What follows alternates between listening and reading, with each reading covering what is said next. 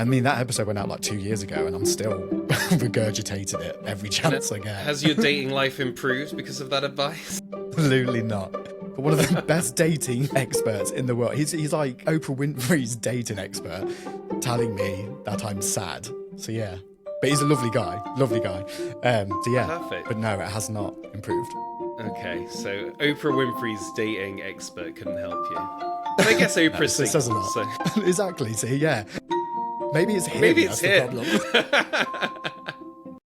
Life today is chaotic, unpredictable, and constantly shifting. But within the chaos lies opportunity, and we're here to seize it. This is Generation Uncharted. Taylor James, thank you so much for joining us on Generation Uncharted. How are you doing? Great. Thank you for having me. Well, let's jump into the first question. So, you have created a space on your podcast where people can open up about their mental health, but we are still seeing sort of record numbers of people struggling with their mental health, anxiety, depressions, all the statistics are through the roof, and people are really feeling burnt out. So why do you think that despite a world where we're having more conversations about this, we have podcasts about this, that people still struggle so much with this as a topic? Yeah, like I completely agree with what you've just said. And it's actually become like a bit of a bugbear, and it actually made me fall out of love with the mental health conversation. It's a very important conversation to have. However, there was a lot of talking, which is fantastic, but there wasn't a lot of like action and like tools.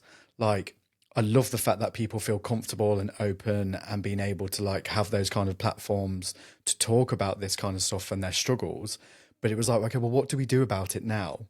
So I feel like we are slightly seeing a shift. Like locally, there's a lot of like more like men's like mental health groups and encouraging people to get outside and stuff like that. But yeah, I don't quite know why, but I think from a personal point of view, it's the action part. Like, we're talking about it, but what do we do about it?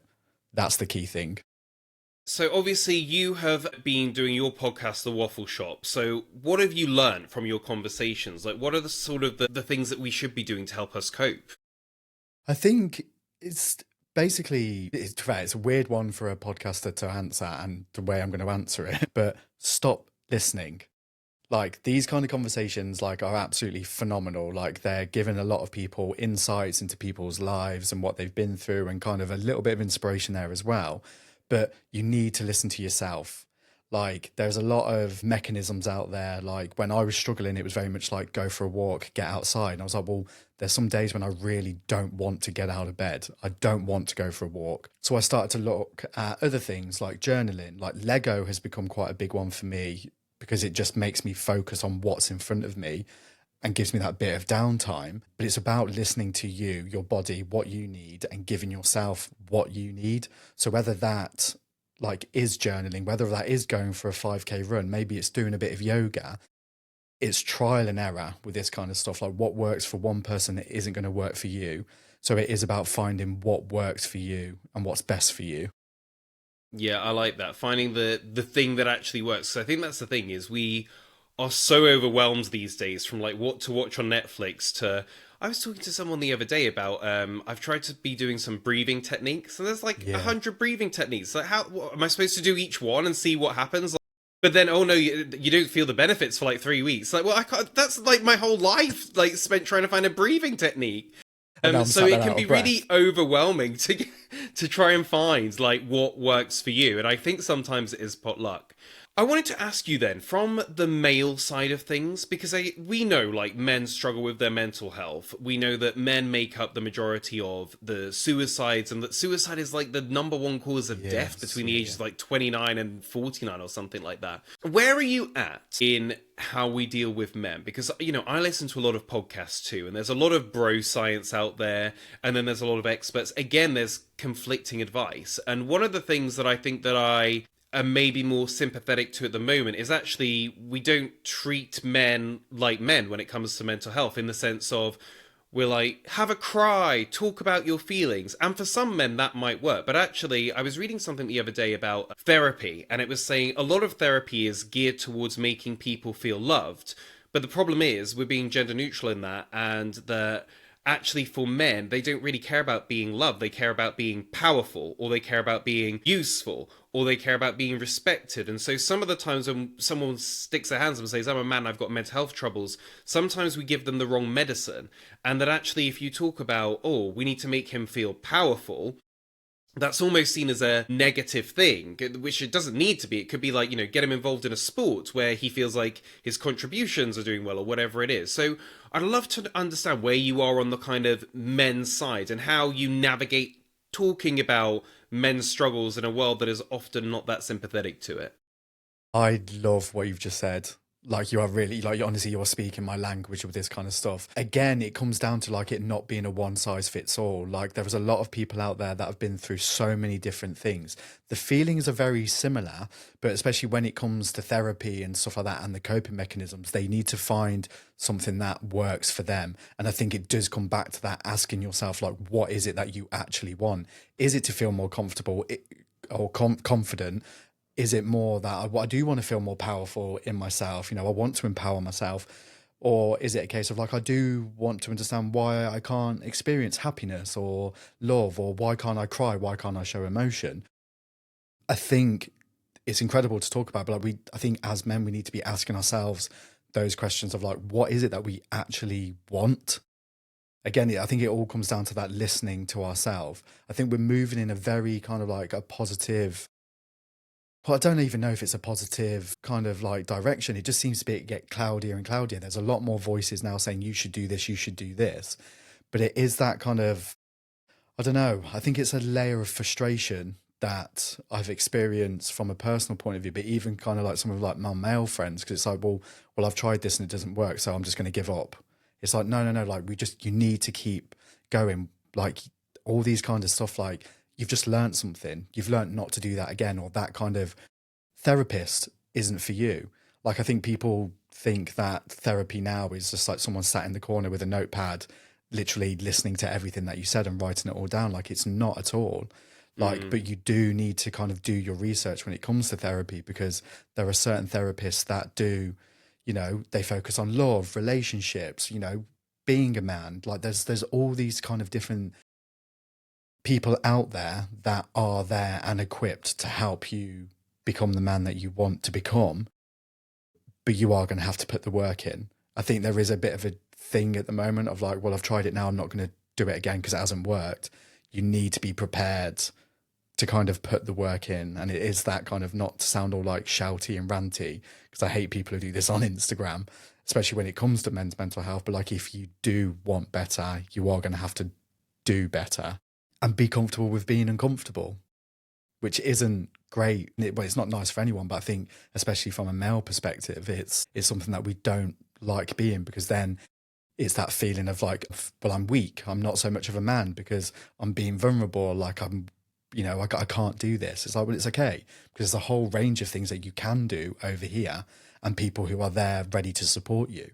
You've just got to do a little bit of research. And I think that podcasts have been playing a big role in kind of helping men understand the world, find sympathetic ears, and then, as you're saying, like, have different people put out different perspectives that have helped them, that then might be something they want to implement in their own life, and it might not work sometimes, and sometimes they'll be like, that's so right. Because look, I don't really care about getting cancelled again. I mean, add it to the list of times I've been cancelled, but I would say I think it's the hardest time ever to be a man. And I think that men have got some really unique struggles that are, it's just insane. And it's part of the reason that I wanted to start this podcast. I mean, this podcast is not just for men, but, men are feeling what all of us are feeling, which is the world has changed so much, right? Yeah. Like what our parents had or our grandparents had, where it's like, oh, I met a girl at the local church or down the road, so we got married and spent the rest of our lives together, and I just worked at the local factory and that was fine, and we were happy, and we went,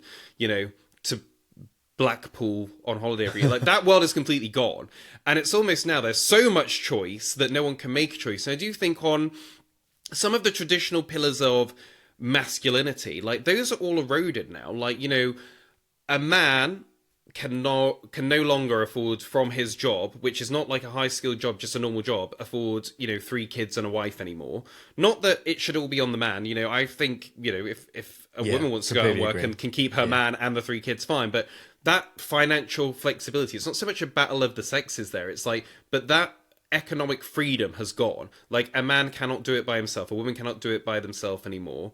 I was reading about the dating market the other day. Like, everyone is on dating apps, and apparently it's only like the top 10% of men that get any likes, and like sort of the bottom 90% are just seen as like average guys, and they get like the fewer likes. And so you've got a guy that's sort of averagely swiping like 50 girls a day he likes, and he's getting probably 1 like back like a month or something insane like that. So the dating is off. And you've got to think as well, it's like how you like, not everyone looks great on camera and has an interesting bio or a fast Ferrari behind them. Like, a lot of people, meet people in bars, and actually it's their charisma or their charm that wins people over, and there's less in-person stuff now. And I just think on so many levels, and also loneliness, like, men are like the number one like gender for being lonely. And that's why I think podcasts actually play a role, because I think even though it's a one-way sort of conversation, they feel involved in a conversation. It almost has an element of interactivity in it. And I am getting up to a question here. So I guess from my perspective, you've built a successful podcast on the back of being sort of a man that's okay with showing his vulnerability. But have you ever questioned yourself about being so vulnerable and putting that out there? 'Cause sometimes it's not seen as a manly thing to do, to be open and vulnerable. Yeah, and again, mate, I'm agreeing with everything that you just said. Like, you're really speaking my language when it comes to this kind of conversation, because there is a lot of frustration there. So I love the fact that there's conversations like this being had, that not only raising awareness around the mental health, but they're challenging the conversation around mental health. But yeah, like, before I put out that first episode, I was absolutely petrified, logged out of all social media. Like, who am I to be doing any of this? Like, I was at such a low point in my life that I was just like, well, people are going to hate me. People are going to like who point the finger at me, judge me. And then what happened was the complete and utter opposite. The amount of kind of like support that I received in that first kind of like month, I guess, of those episodes going up, because it was the first time I was actually opening up and talking about like the way I was feeling. And then the ripple effect happened, and it kind of created this space. Like, I released my first episode I think it was a week before we went into lockdown. So it was like everyone was craving that connection, that conversation. And I'm not from a media background. I used to work in IT before I now have the studio. And all I did was ask the questions. I wanted to know how that person got from that place to that place, like mentally, like from their life. And I just asked those questions that I think a lot of people were afraid to ask, of like, well, how did you get through it? Because I'm at a point in my life where like I'm really struggling. So what can I do? And it's that little bit of like, I guess, the inspiration, like those little golden nuggets of information that people can take away and just like, well, they can apply it to their own lives. But it scares the hell out of me. It's like, even it really suppressed a lot, because it kind of got to a stage where I felt like I was being too open at that point, and then I just kind of completely shut up about everything.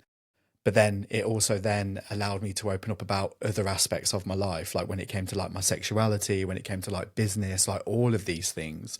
Like, so as much as it was predominantly around like the mental health conversation, when I kind of got to a stage where I feel like I'm kind of okay with being vulnerable about my mental health now, but there was all this other aspects of like, well, there's this whole other version or part of Taylor that I've always been absolutely petrified of exploring. So how do I tap into that? But then again, I was just asking the questions like, how did that person get from that person to there? So yeah, it terrifies me, but it terrifies me more not doing it now. The fear of not doing it outweighs the fear of doing it for me. Have you had like angry mobs or like, negative comments? Because the one thing I would say is like, and I do a lot of media work, like from writing articles to going on TV to all this stuff. And like, people will love to let you know that they think you're an idiot and you're stupid and you should just go home.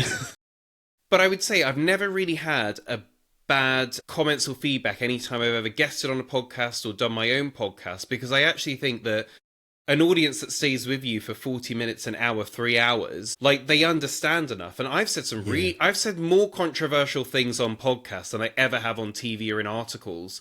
But people get it because you actually have the time to explain what you mean. So I'd be interested to know, have you had a lot of negative reaction from the things that you've shared?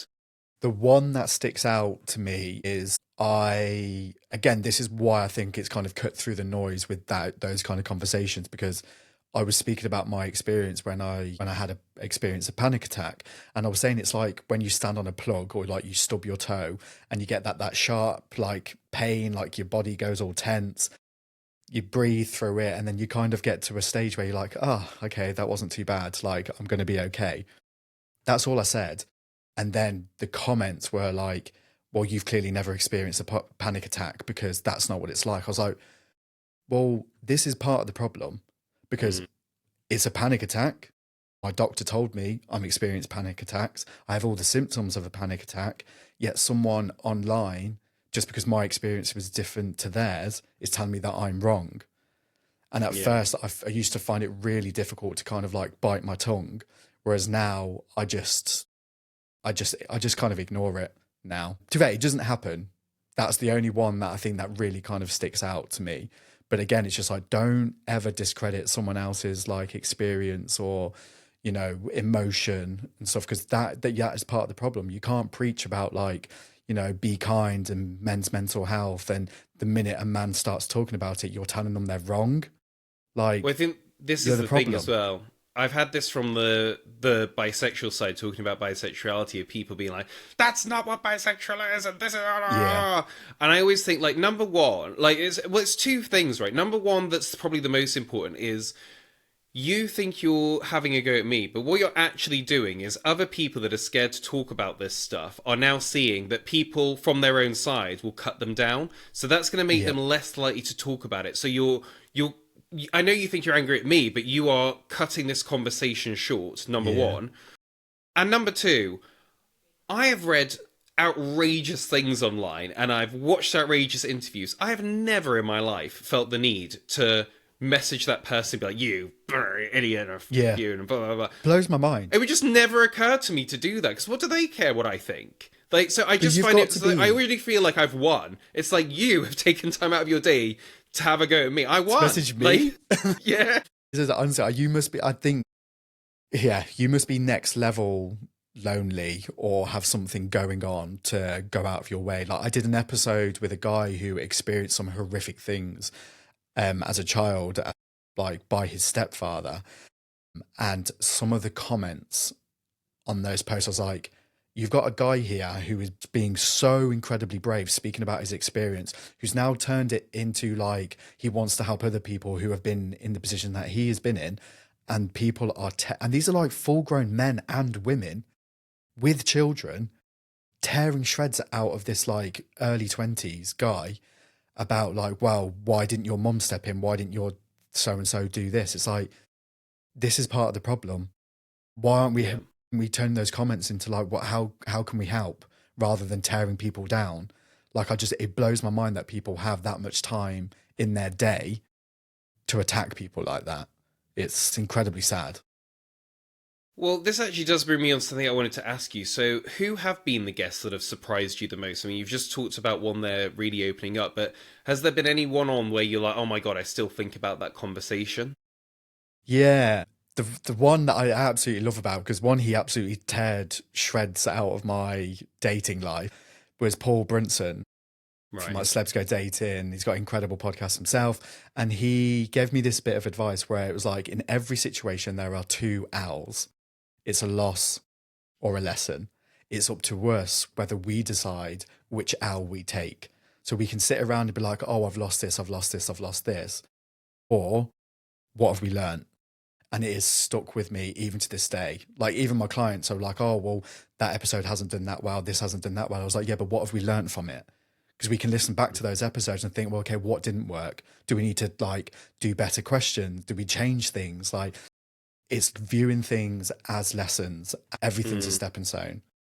So that to me has probably been one of the biggest bits of kind of advice that, I mean, that episode went out like 2 years ago and I'm still regurgitated it every chance I get. Has your dating life improved because of that advice? Absolutely not. What did he say? He was like, there's good, there's bad. And then he was like, you're like here, like at sad. I was like, oh, right, okay. Got one of the best dating experts in the world. He's like Oprah Winfrey's dating expert telling me that I'm sad. So yeah. But he's a lovely guy. Gosh. Lovely guy. Yeah. Perfect. But no, it has not improved. Okay, so Oprah Winfrey's dating expert couldn't help you. But I guess Oprah's It says a lot. So. Exactly. So yeah. Maybe it's him. Maybe it's that's him. the problem. Perfect. Let's go back. So you are a business owner as well, right? Yes, very like accidentally. Well, how is that? Because you know where being a man and listening to a lot of different podcasts, and there's all this stuff now on, this is the kind of things a modern man is dealing with, and some of it is really helpful advice, but some of it can get really negative. Like there are a couple of podcasts I like that are aimed at men-ish, that I won't name, where it's like, oh, I have to be in the right headspace to listen to it, because it's like, I can't improve myself anymore. Like I've had enough. Like, Yeah.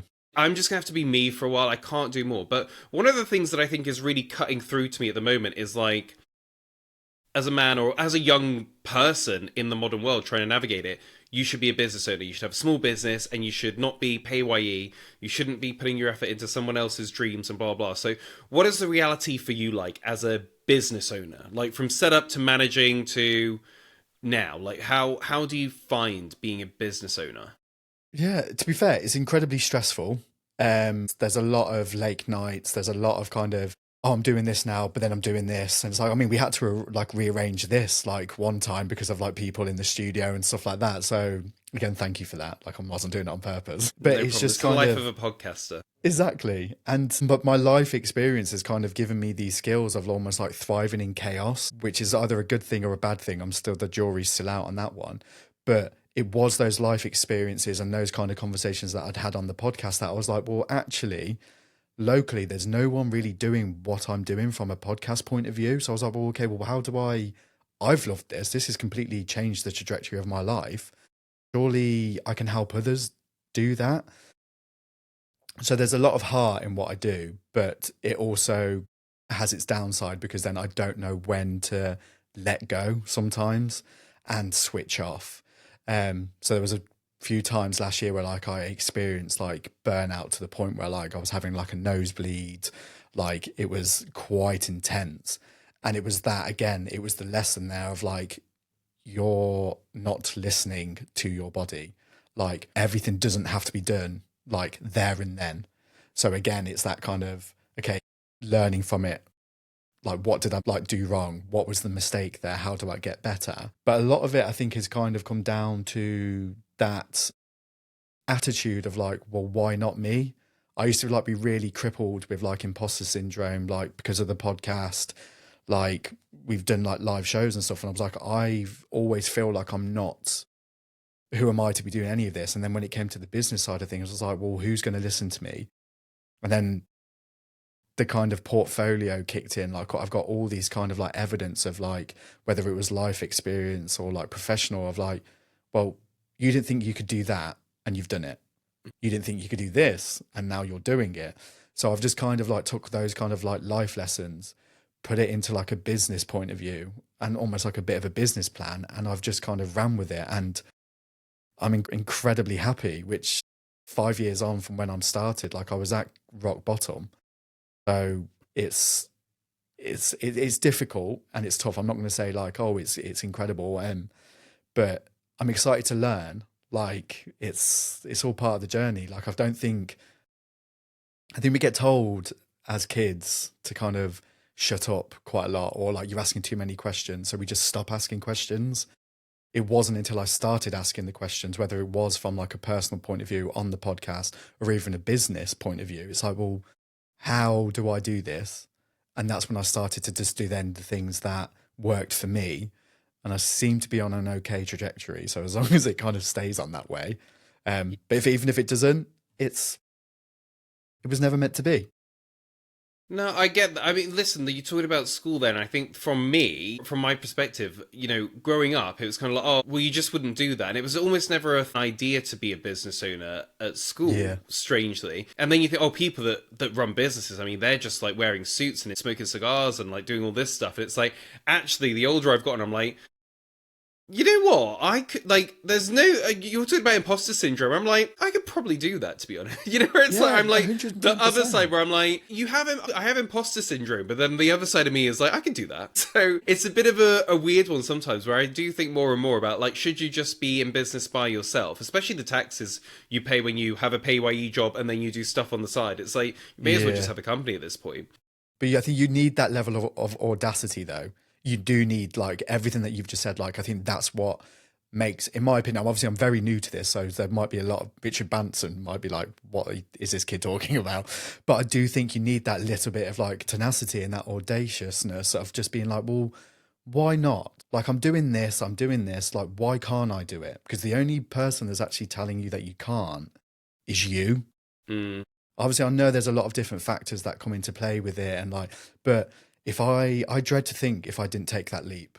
I dread to think where I'd be if I didn't. My other problem is that I have too many ideas, and whenever I do like come up with a good idea, I'm like, oh my god, this is a brilliant idea. This is how I make my first billion. Google it, and it already exists. The iPhone was actually my idea. I just came up with it 10 years too late. It was the iPhone. Yeah. But I have some great ideas. I'm like, that would be a great business. I'm sure there's £1 billion in that. Anyway. It's a subliminal messaging that you've probably like seen for the past month. Of like, yeah, that'd be a good idea. I remember being about 12 and like we had some binoculars and I was like, oh my god, you should have binoculars like where you can like record on them. And I was like, oh my god, this is such a great idea. And I was thinking about it for ages. Then I Googled it. It was like, that already exists. Oh. I was like, oh, well, there we go. One day. Anyway. One day. Let's talk a little bit about the success that you've had with your podcast. Now, my first question on this is, do you get recognised ever? Because I've got a funny thing in London where I've got a couple of friends where we all do TV and we all do podcasts. And what we found is if we're ever like recognised in London, it's because of podcasts. Whereas if you're ever recognised outside of London, it's because of TV. And it's like, it's so weird how there are different fan bases in different places. But how do you find, do you ever get recognised? Yeah, it's always in like the weirdest of places as well. Like there's a guy who, like if I swim in the mornings, he's sometimes in there as well. And I don't even think he knows my name, but he just calls me Waffle Man. But it's happened if like in Starbucks, it happens quite a lot. But even in supermarkets, like I've even been walking home drunk on a night out once and someone has stopped me and said like, that episode was really good. Like it really got me through like a really tough time. And I was like, oh. And then I'm there like bawling drunk in the middle of the street like, oh, thank you. Do you ever find... Hope you're subscribed. Subscribe and tell your friends. Do you ever find it weird, some of the people that have listened? Because, say with like my book, like, so when I wrote my book, my auntie came up to me and was like, I really want you to sign my book. And I was like, why have you brought my book? That's not for you. Or then I'll have written an article about something to do with sex, and then like a colleague will come up being like, I really liked that article. I'm like, oh, don't read that. Not now, like, Janice. Yeah, I had a colleague that was like, I was listening to your podcast and blah, blah, blah. I was like, why are you listening to that? It's like, it's like I almost make it for the wider world. I never really think about the inner circle of people closest to me consuming it. It's like, oh God. And then I talked about that threesome. Yeah. How do you find managing that of like, almost like there's a strangers knowing stuff is fine because you don't know them. But then when people close to you know stuff, it's like, oh, I didn't really think about you consuming that. Do you ever have that? So what I find weird is that sometimes mine does a lot better in countries other than my own. So we've been to like, I think at one point we went to number 2 in Brazil in the charts. And then last summer we went to number 1 in like Switzerland. So it was like, that's not even your first language. I was like, then I got this like real sense of dread of like, I hope to God people aren't using this to learn English because I talk crap half of the time. But it blows my mind, especially when you see like the analytics and like where it is like in the world and stuff like that. But it just kind of reaffirms that you never know who is listening, so you do need to keep going. But it does freak me out. Bisexual Brunch, my other podcast, was number 1 in like Uganda. And it was like, It's, isn't it it's mental, illegal isn't there? it? Where Yeah. it's like, oh my God, like, we love our Ugandan viewers, but it's like, it just surprises you sometimes. But I So think you've it been, shows just how powerful the conversations can be and how, regardless of who you are, where you are, like the conversation is an important one to have. so how do you find podcast success? So you've had a lot of success with your podcast and you won, didn't you, British Podcasting Awards? I was nominated Nominated. for a British Podcast Award, but then I won the Independent Podcast Award So you've won for. awards, you've grown your reach. So how does it feel? Are you grateful? What's that kind of success trajectory like? Or is it, a lot of people that get some sort of success then get really negative because then they're looking at, the Modern Wisdom and Stephen Bartlett and being like, oh, God, I've got to reach those numbers or whatever. Like, how do you feel about your podcast success? The podcast, if it ended tomorrow, I would be more than happy if it did. Like, it saved my life. Like, at that point of where I was at, like, it's given me this whole new life that I didn't think was ever possible. So to me, it's done what it needed to do. That is a success anyway. All the kind of like the awards, like we hit 1 million downloads last year, and I haven't even posted about it because I just don't want to. I don't feel like I need to, because I feel like I've achieved maybe not everything that I've done or can achieve so far, but I look around and like the room that I'm in now, and like there's not a day when I walk in the studio and like hear other people sharing their stories and having their kind of like bit of excitement and stuff with their own podcast. I'm like, I've won. It saved my life. I've created a space for other people to share their stories, and yeah, that to me is what success is. Like all the That's numbers great. and This is analytics and stuff exactly is, what I started the podcast for, to hear about what other people's versions of success is like. Because I feel like nowadays, because of comparison culture, and there's always a bigger yeah, podcast, there's always a richer business owner, there's always all this stuff, and we're more aware of it than ever. Like, I think like in the 80s, before social media and before all this stuff, like, it's like, well, you only really had the other people around you to compare yourself to. And they've I got feel the like people were world. happier because it's like, well, Ted next door's only, he's got the same car as me, whatever.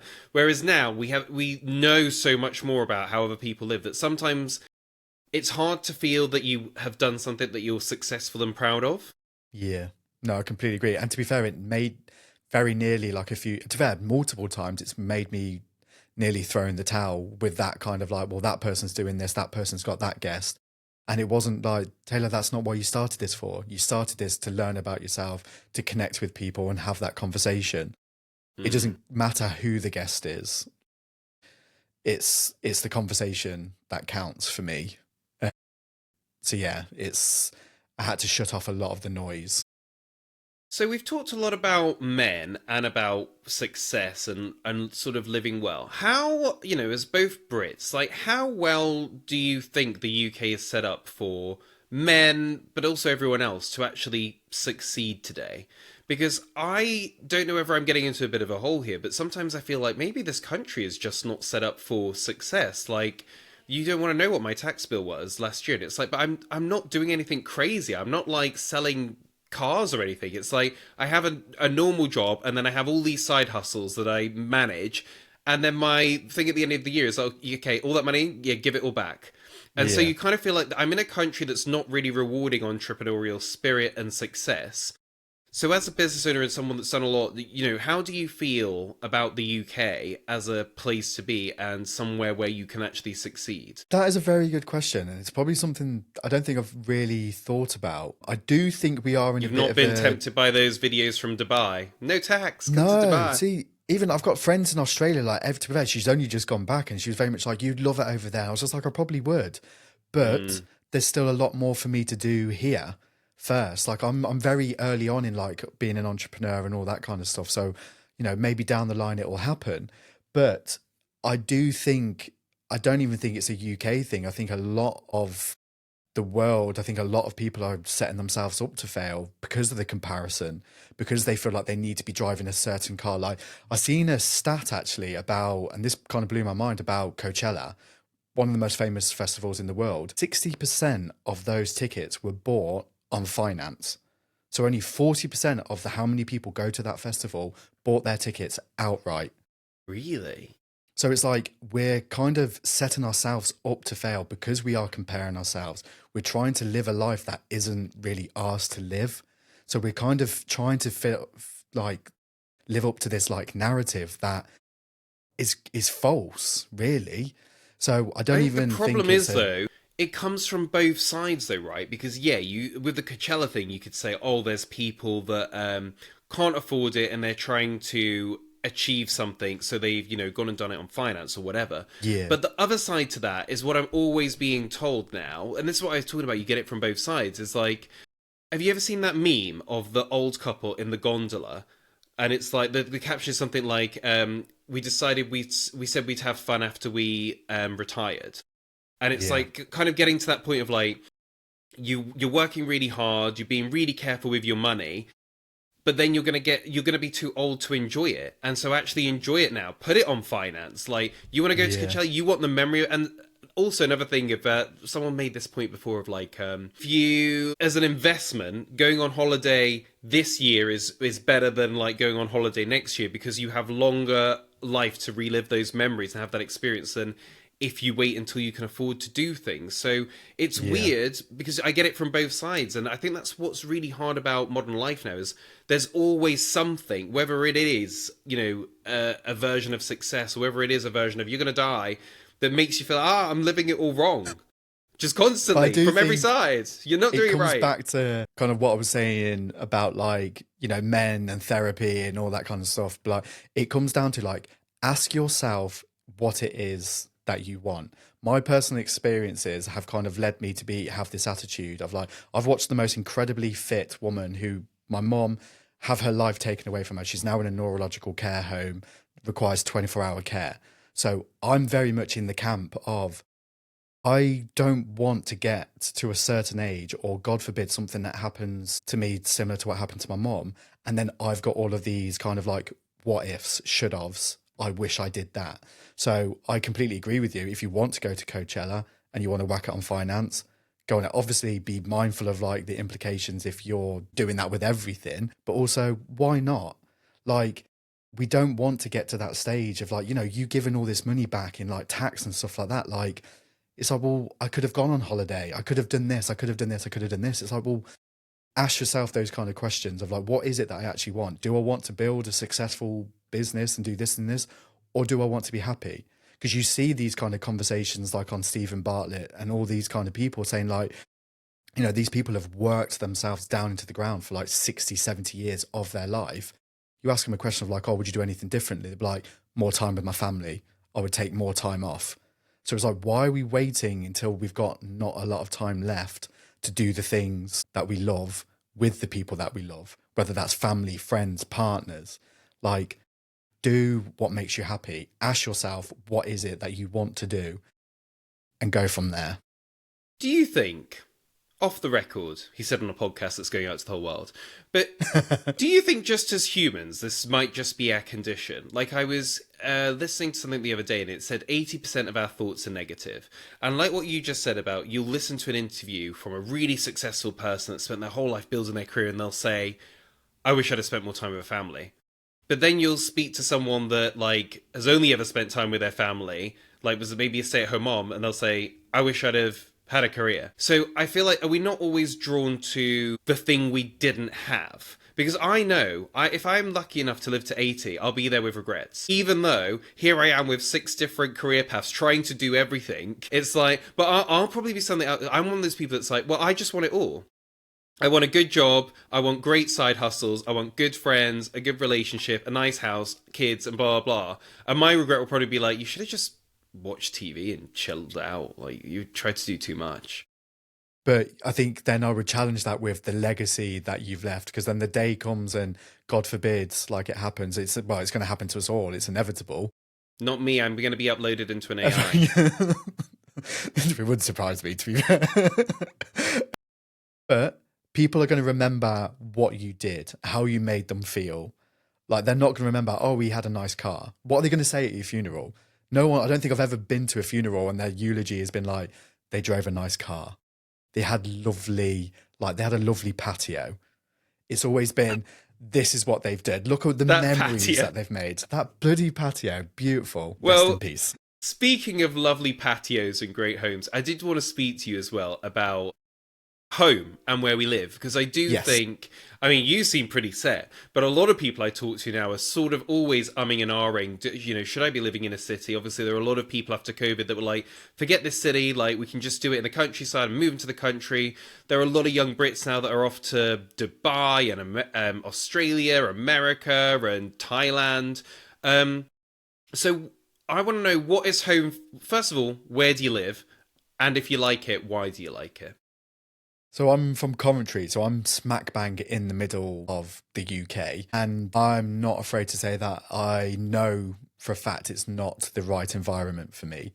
For someone who does what I do, from a creative point of view, there is a lot of opportunity, and a lot of clients that I have now are in London, Manchester, you know, in those big kind of like media cities. However, I am also in quite a fortunate position because of me being right in the middle. I don't have to pay the same amount of costs for living in the likes of London, but it's also my mum's close by, so that's important to me. Also, again, on the flip side of that, it puts me in a very good position from an entrepreneurial point of view because I don't have to go to London and stuff like that to do what I want to do. I created it for me 5 minutes away from my house.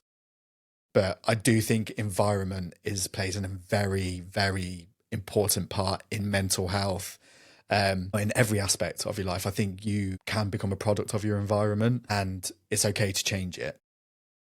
So, what's interesting is we are on complete opposite ends of the spectrum, both looking at the other's life in that sense. So, I grew up in Walsall, you would probably know it, in the West Midlands. Moved to London when I was like 18, 19, and I've been here like 15 years. And now I'm kind of like, this city is so expensive, it takes an hour to get anywhere, like, what's the point? And actually questioning, like, well, actually, could I move to the Midlands? And actually, what would that look like? And, you know, now I've got like all of my connections in a city, it's like, maybe you don't need to be here every day of the week. Yeah. Maybe you could just come in one day a week and stuff like that. And actually kind of like being over the city. And I know they say a man that's tired of London is tired of life, but that man spoke like 200 years ago, like London was a completely different place. Yeah, yeah, literally. So it's interesting. I mean, if you were going to pitch to me to, you know, talk to, you know, to come and live in the Midlands or live in Coventry, like, what would your pitch be? What are the three best things? Well, I'm hiring, so I think you can create your opportunities anywhere. Like, I'm just speaking from personal experience. I'm very new to this, but I do think you can create your opportunities anywhere. I think if you've got that level of grit, that drive, that ambition, you will be successful wherever you call home. You've built those connections in London. Those connections are always going to be there. The beautiful thing about the Midlands is that we're an hour away. We're also a lot easier to get in and out. Exactly. So people, what, 30 minutes? Winner. Crazy. And it's cheaper. Homes are cheaper here. Everything's kind of like cheaper outside of London. It is weird. And I don't actually think I've spoken about this to many people, but at the start of the year, I was offered an opportunity in London for quite a big production company. And I went through a stage of like, wow, that is an opportunity that I'm never going to get again. Like, I would be working for this name. So I was like, that's it. That's the golden ticket. And then it got to a stage where it was almost like my gut was screaming at me, saying like, this isn't your opportunity. I took a step back and was like, I'm grateful for the opportunity, but this isn't my opportunity. And then what's meant to be will never pass you by, because then since January to now, my roster went from like 25 podcasts to like, well, close to like 35 now. I've just employed my first member of staff, and we've took our podcast studio to like the likes of Twickenham. We've got other bookings coming up in the summer for like festivals. So, and I think if I was to move to London, I would be working for someone else. It wouldn't be Taylor James. It wouldn't be the Waffle Shop. It wouldn't be 22 Productions. I would just be a number working for someone else's name. Whereas where I'm at now, I'm creating those opportunities for myself. Like, I'm like, well, why not? I don't need a Yeah. name to do the stuff that I do. I have everything that I need. I've got an incredible support network, both professionally and personally, and I'm happy. So I wouldn't change it for the world where I'm I currently mean, at. that's what you want to be able to say about your life, right? Is I'm happy, and even when the big And the bucks keeps patio. calling, and the patio, got my patio.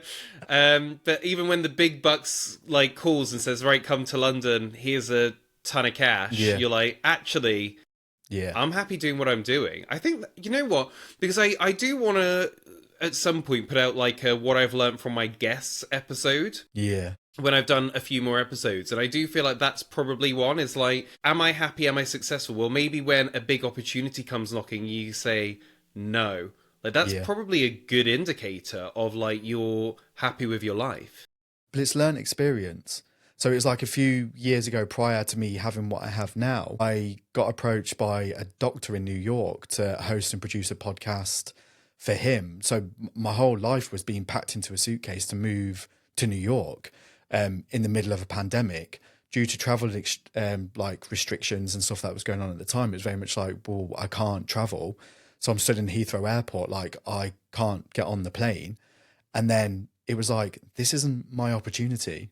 Like, this is not for me. And then a few days later of me kind of saying like, no, stepping away, I was working with Scarlett Moffat on a campaign for the Samaritans, talking about like the importance of, you know, volunteering and kind of sharing your story. I would never have got to be able to do that if I'd gone to New York. So it's like, I think trust your instinct and your gut with those kind of things. Like, even when the opportunities don't happen, it can feel like the most painful thing in the world. Like, I failed, like everyone's going to think this. I think a lot of that stuff is redirection, not rejection. I love that. Oh my god, I could talk to you for hours. You make me feel because I'm the worst for all this stuff. I'm like, oh god, I've turned opportunities down. I failed. I'll never like leave the house again. Not at all. God.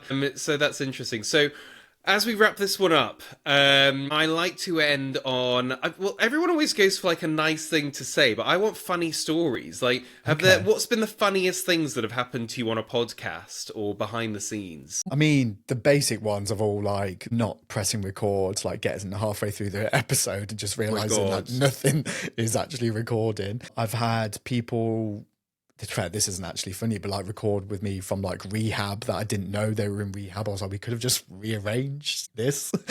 But I don't know, from a funny point of view, nothing's kind of jumping out at me at the moment. It's more the stories that I've heard having those kind of conversations, because I feel like I kind of disarm people.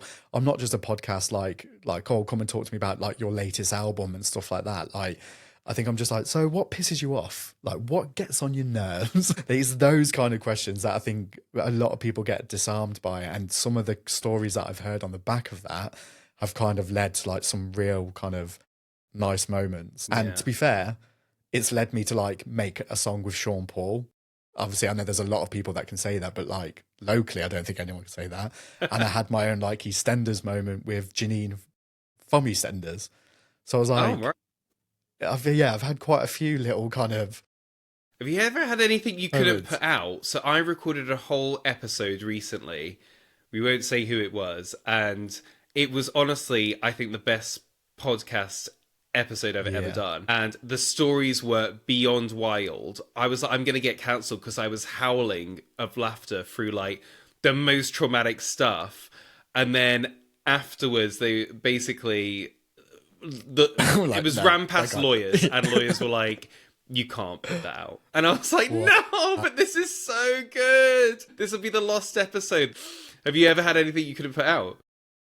Yes, one in particular where I recorded with an artist, like quite a well-known singer, and I think I caught them off guard because it was around about an anniversary of when someone else, another artist, had died, who they were very close to. And the story that they told me was just one of the most heartbreaking things, and something that would really kind of like stick with you. And he messaged like 2-3 days later and said I'm love the conversation, but would you mind if I took that bit out? And I was like, absolutely.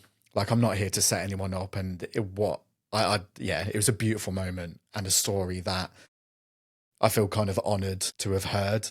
But it's just annoying because I would have loved for others to hear that. I also asked Carol Baskin if she killed her husband, and then she unfollowed me on Instagram. on a podcast episode. So it swings and roundabouts. Taylor, thank you so much for joining us. If people want to go and follow you, where would you like to direct them? So I'm on all podcast platforms. If you want to listen to the podcast, it's the Waffle Shop. And then probably Instagram is probably where I'm most kind of like active, I guess, which is just at the Waffle Shop podcast. So yeah, that's me. Thank you so much. Thank you for having me. Thanks for watching. Don't forget to like and subscribe.